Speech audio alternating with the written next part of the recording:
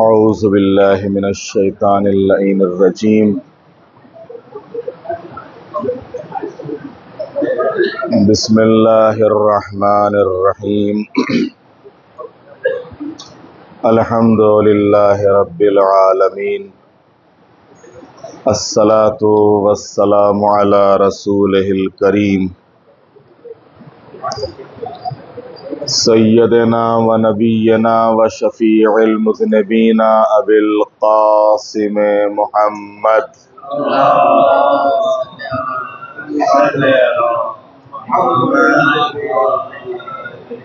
و آلہ الطیبین الطاہرین المعصومین المظلومین ولعنۃ اللہ علی اعدائہم اجمعین من یومنا ھذا الی قیام یوم الدین رب اشرح لی صدری ویسر لی امری واحلل عقدۃ من لسانی یفقہوا قولی اما بعد فقد قال اللہ الحکیم فی القرآن الکریم بسم اللہ الرحمن الرحیم وطہر بیتی للطائفین والعاکفین والرکع السجود۔ آج 21 رمضان مولا امیر المومنین کی شہادت کا دن ہے۔ سب سے پہلے مولا امام زمانہ علیہ السلام کی خدمت میں اور آپ سب کی خدمت میں تعزیت اور تسلیت عرض کرتا ہوں۔ ہر سال کی طرح اس سال بھی 21، 22 اور 23 رمضان المبارک اعتکاف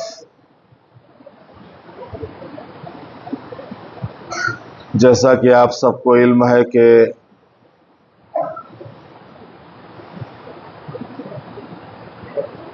وقت اور حالات اور مسجد میں جگہ اور کیپیسٹی کے لحاظ سے تعداد کم زیادہ ہوتی رہی اور گروپ بھی چھوٹے بڑے ہوتے رہے، اور ساتھ ہی ساتھ پہلے 2 حصوں میں ہوتا تھا، پھر ایک ہی گروپ میں اور ایک ہی حصے میں اعتکاف ہوتا رہا۔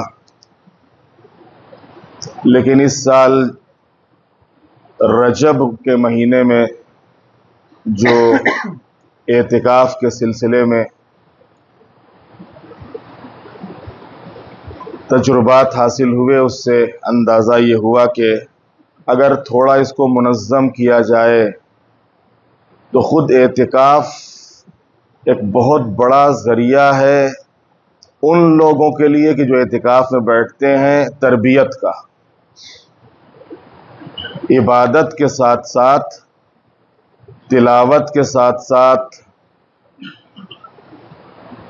تربیت کا ایک بہت بڑا ذریعہ ہے۔ اور ان 3 دنوں میں اگر واقعاً اچھے سے دیکھ بھال ہو اور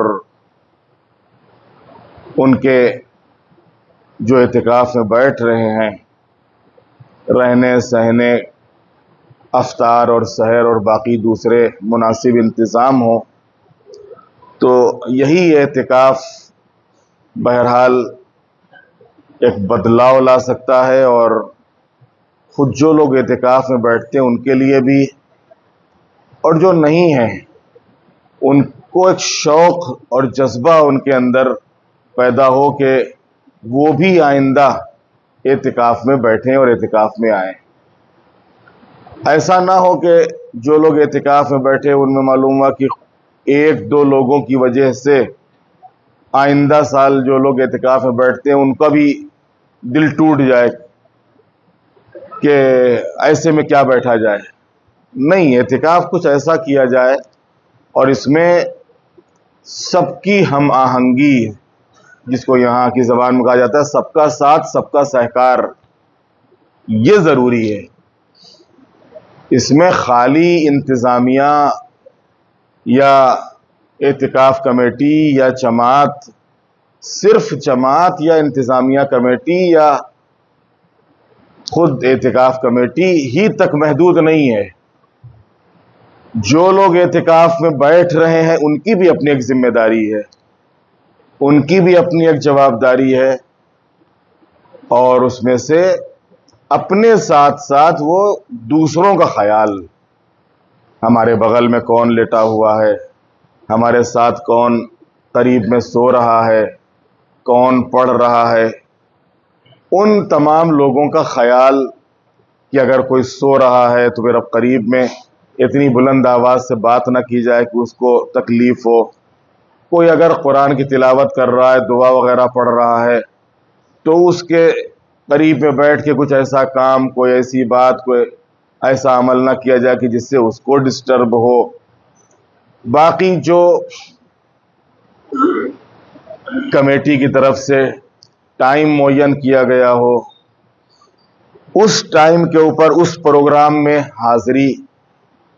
ایسا نہ ہو کہ معلوم ہے کہ ہاں ٹائم تو معین کر دیا گیا، اب اس کے بعد کچھ لوگ آئے، کچھ لوگ نہیں آئے، کچھ لوگ سوتے رہے، کچھ لوگ جاگتے رہے، کچھ لوگ، جیسا کہ میں نے صبح بھی آپ کی خدمت میں عرض کیا تھا کہ معلوم آگاسی کے اوپر بیٹھے رہے، اور کچھ لوگ نیچے ادھر ادھر گوشوں میں، کونوں میں اپنے اپنے لحاظ سے مصروف رہے. ایسا نہ ہو، بلکہ منظم ہونا چاہیے. دیکھیے امیر المومنین نے اپنی اس وصیت میں جو ضربت لگنے کے بعد امام حسن امام حسین علیہ السلام کو کی ہے، اور کہا ہے کہ یہ وصیت جہاں تک پہنچے پہنچا دو. اور اسی وصیت میں ایک جملہ امیر المومنین کا ہے کہ اپنے امور کو منظم رکھو. یہ امور کو منظم رکھنا کیا مطلب؟ ویوستھت. جو بھی تمہارے امور ہیں، چاہے تمہارا گھر کا معاملہ ہو، روزگار کاروبار کا معاملہ ہو، یا مسجد امام باڑے اور دین اور مذہب کا معاملہ ہو، ان تمام معاملات کو تم منظم رکھو، ویوستھت رکھو. زندگی جب ویوستھت ہوتی ہے تو اس کا ایک لطف ہی الگ ہوتا ہے، اس کا مزہ ہی الگ ہوتا ہے. اور اگر ویوستھت نہیں ہے زندگی تو بہت سی پرابلم آتی ہیں. جسمانی لحاظ سے بھی پرابلم آتی ہیں، صحت کے لحاظ سے، گھر کے لحاظ سے بھی پرابلم آتی ہیں، دوستوں یاروں اور باقی روزگار اور کاروبار کے لحاظ سے بھی پرابلم آتی ہیں. لہذا ویوستھت ہونا، منظم ہونا، انسان کے اندر ڈسپلن کا ہونا، یہ ایک بہت بڑی چیز ہے. یہ چیز اگر ہمارے اندر، اور اعتکاف میں ان 3 دنوں میں جہاں ہم بہت سی چیز سیکھتے ہیں، وہیں ایک یہ بھی سیکھ سکتے ہیں کہ ہم اگر اعتکاف میں آئے ہیں تو منظم رہیں، اور جب یہاں سے جائیں تو یہ لے کے جائیں یہاں سے، کہ جس طریقے سے ہم اعتکاف میں ماشاءاللہ سے جہاں پر لیٹنے کا انتظام ہے وہاں لیٹے، جہاں پر کھانے کا انتظام ہے وہاں ہم نے کھایا، جہاں پر پڑھنے اور دعا اور قرآن کی تلاوت کا انتظام ہے وہاں پر ہم نے بیٹھ کے قرآن کی تلاوت کی، دعا کی، مناجات کی. جو بھی ٹائم معین کر دیا گیا جس چیز کے لیے، اس وقت اس ٹائم کے اوپر ہم حاضر ہو گئے. تو ویوستھت ہونا اور منظم ہونا، خود اس سے زندگی میں بھی بہت سے بدلاؤ آتے ہیں، اور بہت سے فائدے ہماری دنیاوی زندگی کے بھی وابستہ ہیں، اور دینی، مذہبی اور اخروی زندگی کے بھی بہت سے ہمارے فائدے ویوستھت ہونے سے، منظم ہونے سے وابستہ ہیں. باقی اعتکاف میں جو چیزیں حرام ہیں ان میں اول تو مسجد سے باہر نکلنا جائز نہیں ہے. اعتکاف میں 3 دن جو انسان اعتکاف میں بیٹھا ہے تو مسجد ہی میں رہے گا، اور مسجد میں رہے گا تو کس لیے رہے گا؟ ظاہر سی بات ہے کہ مسجد میں، جیسا کہ میں نے عرض کیا، کہ کوئی ہنسی مذاق یا دوسروں کو اذیت دینا یا ستانا یا پریشان کرنا یا خالی کھانے پینے کی نیت سے نہیں رہے گا، بلکہ مسجد میں رہے گا اللہ کی عبادت کے لیے، کہ ہم گھر بار، روزگار، کاروبار، خاندان، دوست، احباب سب کو چھوڑ کے آئے. سب کو اللہ کے حوالے کر کے آئے ہیں. 3 دن میں اور میرا مالک، میں اور میرا پروردگار، اور 3 دن اپنے رب سے وہ اتنا رابطہ مضبوط کر لے کہ 3 دن کے بعد جب مسجد سے جائے تب بھی یہ رابطہ ٹوٹنے نہ پائے. اور جو پاس، لحاظ، احترام، رسپیکٹ، خیال اور ان تمام چیزوں کا جو رکھا ہے، یہ ساری چیزیں اعتکاف سے جانے کے بعد زندگی میں کہیں نہ کہیں ہمارے ہاں دکھیں، نظر آئیں وہ چیزیں. تو مسجد سے نکلنا جائز نہیں ہے. مسجد میں انسان بیٹھے گا، وہ بیٹھے گا کاہے کے لیے؟ عبادت کے لیے. اعتکاف میں روزہ شرط ہے اعتکاف کے لیے. اب یہ تو ماہ مبارک رمضان ہے، لہذا اس میں کوئی دوسرے کو روزہ رکھا ہی نہیں جا سکتا، انسان اپنا ہی روزہ رکھے گا. ماہ مبارک رمضان میں اگر انسان روزہ رکھنے کے لائق ہے تو دوسرے کا روزہ رکھنا جائز نہیں، خود اپنا روزہ رکھے گا. روزہ رکھنے کے لائق ہے، اپنا روزہ رکھے گا. ہاں، اب اگر رمضان المبارک نہیں، جیسے رجب کا اعتکاف ہوتا ہے، کسی کا اپنا روزہ قضا نہیں ہے، وہ کیا کرے گا؟ وہ اپنا کسی کا اور دوسرے کی قضا روزے رکھ لے. اپنے ماں باپ کے اگر روزے قضا ہوں، دنیا سے جا چکے ہیں، ان کے روزے رکھ لے کسی کے بھی، یا مستحب روزے جیسے رجب المرجب میں 13، 14، 15 روزہ رکھنا مستحب ہے، مستحب روزہ رکھ لے. لیکن بغیر روزے کے اعتکاف نہیں ہے. اعتکاف میں روزہ شرط صحت ہے، جیسے وضو نماز کے لیے شرط صحت ہے، یعنی بغیر وضو کے نماز نہیں ہے. جیسے بغیر وضو کے نماز نہیں ہے، ویسے بغیر روزے کے اعتکاف نہیں ہے. دوسری چیز جو حرام ہے اس میں اعتکاف میں، وہ ہے جماع. روزے کے عالم میں کوئی بھی ایسا کام، چاہے وہ اپنے ساتھ ہو، دوسرے کے ساتھ ہو، کسی کے ساتھ ہو، کوئی بھی ایسا کام کہ انسان خود سے اپنے کو نجس کر لے اور اس کے اوپر غسل واجب ہو جائے، یہ حرام ہے. اگرچہ اس کا کفارہ بھی وہی وہ ڈبل اور تربل والا کفارہ ہے، تو یہ چیز حرام ہے.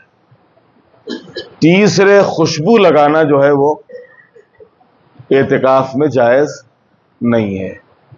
خوشبو کا استعمال اعتکاف میں صحیح نہیں ہے. اور چوتھی چیز ہے جدال. جدال کیا ہوتا ہے؟ جدال یعنی بحث کرنا، زبردستی والی بحث، مباحثہ.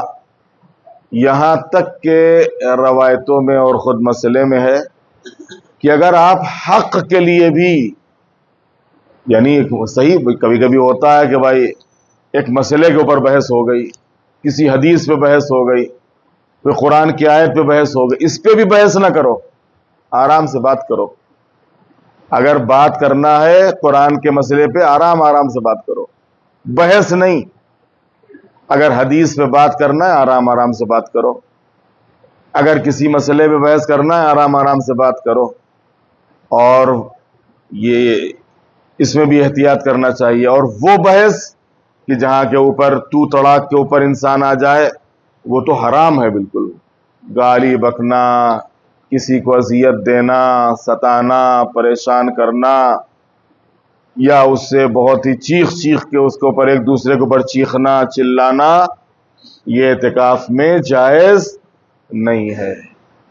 لہذا جہاں ہم کو ان ساری بحثوں سے تو بچنا ہے، وہیں اگر کوئی دینی بحث بھی ہے تو اس کو بہت ہی آرام سے اور پیار اور محبت کے ساتھ بیٹھیں. اگر بات کرنا ہے، بیٹھیں، اور بیٹھ کے کسی مسئلے پہ ڈسکشن کرنا ہے، بات کرنا ہے، گفتگو کرنا ہے، آرام سے اس مسئلے کے اوپر بحث کریں، اس مسئلے کے اوپر گفتگو کریں، کوئی حرج نہیں ہے.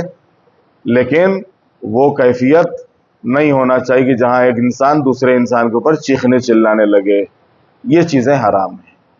اس کے علاوہ باقی اور بہت سے چیزیں، یہ جو خاص چیزیں تھیں، یہ میں نے آپ کی خدمت میں اس وقت بیان کر دی ہیں.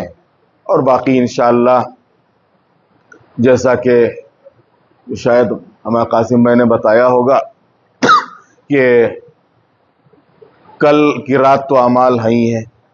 جو پروگرام ہے آج رات انشاءاللہ، کیونکہ آج رات کوئی پوری رات کا مسجد میں کوئی پروگرام ہے نہیں، تو اس وجہ سے جو مسجد میں دعا اور مناجات کا پروگرام ہوتا ہے قضا نماز کے بعد، اس کے انشاءاللہ 15 منٹ یا آدھا گھنٹہ جو بھی نذر نیاز سفرہ وغیرہ ہوتا ہے، اس کے 15 منٹ کے بعد انشاءاللہ آج خطبہ متقین کا ترجمہ انشاءاللہ رات کو پیش ہوگا.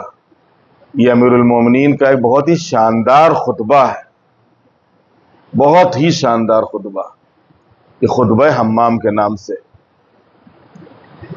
اور یہ امیر المومنین کے ایک صحابی تھے، انہوں نے مولا سے کہا تھا کہ مولا متقین کی صفتیں بیان کیجئے. مولا نے کہا تھا کہ حمام برداشت نہیں کر پاؤ گے. انہوں نے کہا کہ نہیں، بیان کریے آپ بیان کیجئے. مولا نے بیان کی صفین. اب یہ جو متقین کی صفتیں بیان کی، بہت شاندار خطبہ ہے. اور وہ شاندار صفتیں متقین کی، جیسے ہی خطبہ پورا ہوا حمام دنیا سے رخصت ہو گئے. تو واقعاً ایک ایسا خطبہ کہ جو دل کے اوپر اثر کرنے والا اور انسان کی روح کو تازگی عطا کرنے والا، اور اس میں واقعاً بہت سے بیانات ہیں، بہت سے ارشادات ہیں اسی خطبے میں کہ جو مولا امیر المومنین نے بیان فرمائے ہیں کہ جو واقعاً روح کو تازہ کر دیتے ہیں، انسان کو اللہ سے قریب کر دیتے ہیں، انسان کو سوچنے پر مجبور کر دیتے ہیں. تو انشاءاللہ اسی خطبے کا ترجمہ، کیونکہ تھوڑا خطبہ طولانی ہے، لہذا جہاں تک ممکن ہو سکا انشاءاللہ اس کو پورا کیا جائے گا، یا اگر زیادہ وقت ہوگا تو آدھا انشاءاللہ آپ کی خدمت میں اس کو پیش کیا جائے گا. باقی کل کا دن کیونکہ سنڈے ہے اور ظہر عصر کی نماز کے بعد درس رہتا ہی ہے، تو انشاءاللہ وہ درس رہے گا. اور درس کے بعد انشاءاللہ ایسے ہی بیٹھیں گے، اگر کسی کا کوئی سوال ہوگا تو بہرحال آپ کی خدمت میں ہے. پھر اس کے بعد کل کا دن گزرنے کے بعد رات تو اعمال ہی ہیں، اور کل کی شب جو ہے یہ بھی بڑی باعظمت شب ہے. میں نے کل رات بھی آپ کی خدمت میں اور یہاں مومنین کی خدمت میں عرض کیا تھا کہ یہ تینوں رات، بلکہ کل جمعے میں یہ تینوں شبیں، شب 19، شب 21، شب 23، یہ تینوں ایک سے بڑھ کے ایک سے زیادہ ایک. 19ویں شب سے 21ویں شب اور 21ویں شب سے 23ویں شب افضل ہے. اور بعض روایتوں میں ہے کہ 19ویں شب کو جو ہماری تقدیر ہے وہ مقدر ہوتی ہے، 21ویں شب کو تائید ہوتی ہے کہ ہاں بھائی اس کے حق میں یہ فیصلہ کیا جا رہا ہے، اور 23ویں شب کو اس کے اوپر مہر لگتی ہے، یہ فائنل ہے. تو اگر ہم کو اپنا پوری زندگی کا سال یہ فائنل کروانا ہے تو کل کی شب اس کے لیے ایک بہت خاص شب ہے، شب 23 ماہ مبارک رمضان. انشاءاللہ پوری رات کے اعمال ہیں، لہذا اس میں کوئی الگ سے کچھ پروگرام رکھنے کی ضرورت نہیں ہو، نہ ٹائم رہے گا. اب باقی بچا پرسوں کا یعنی تیسرا دن. تیسرے دن ظہر اور عصر کی نماز کے بعد آدھے گھنٹے کا قرآنی معلومات کے عنوان سے آپ کے لیے پروگرام رکھا ہے، اور جس میں مولانا شمیم حیدر صاحب قرآنی معلومات، قرآن سے متعلق بہت سے شعبے ہیں، بہت سے وبھاگ ہیں، بہت سے ڈپارٹ ہیں، خود قرآن کی بہت سی معلومات ہیں. اب مسجد میں ہیں، ماہ مبارک رمضان ہے، قرآن ماشاءاللہ سے آپ سب پڑھ ہی رہے ہیں، تو اس قرآن سے متعلق کچھ اور اس کی جو باریکیاں ہیں، اس کے ترجمے سے متعلق، تفسیر سے متعلق، باقی اور آیتوں اور سوروں سے متعلق انشاءاللہ وہ معلومات پرسوں انشاءاللہ آپ کی خدمت. وہ جو آپ ٹائم رکھتے ہیں بس جی، ہاں 5 بجے آپ نے ہاں تو پرسوں انشاءاللہ تیسرا دن جو ہوگا، انشاءاللہ تیسرے دن 5 بجے انشاءاللہ ختم قرآن کا پروگرام رہے گا بھائی مسجد کے اوپر کے حال میں۔ جو قرآن آپ لوگوں نے، جو پارے آپ لوگوں نے لیے ہیں، جو جس کے حق میں آیا ہے، وہ پرسوں ختم قرآن سے پہلے وہ پارے ختم کر لے گا۔ 2 پارے غالباً سب کے حصے میں آئے ہیں، تو وہ 2 پارے انشاءاللہ آپ لوگ ختم کر لیجئے گا۔ باقی اور کوئی انشاءاللہ ابھی اس وقت کوئی ایسا مسئلہ نہیں ہے۔ اگر کوئی اور مسئلہ یا بات بتانے جیسی ہوگی تو انشاءاللہ افطاری کے لیے ضرورت ہے، تو بہرحال وہ بڑھ چڑھ کر اس میں حصہ لیں اور ساتھ دیں، اور ہماری دعا یہی کہ یہ 3 دن انشاءاللہ اس طریقے سے گزرے کہ اللہ تعالی ہمارے اس اعتکاف کو اپنی بارگاہ میں قبول فرمائے انشاءاللہ۔ اور ہم جب یہاں سے مسجد سے 3 دن کے بعد جائیں تو پورے طریقے سے، ہر طریقے سے پاک صاف ہو کے جائیں انشاءاللہ یہاں سے، اور جو طہارت یہاں سے لے کے جائیں وہ انشاءاللہ ہماری زندگی میں باقی دنوں میں باقی رہے انشاءاللہ۔ مالش وغیرہ کرنا اعتکاف میں ذرا سا خیال رکھیے گا، اعتکاف میں ان چیزوں سے پرہیز کیجیے گا، کیونکہ اس میں جو خوشبو وغیرہ ہوتی ہے، اس خوشبو وغیرہ کی بنیاد پر بام وغیرہ سے پرہیز کیجیے گا۔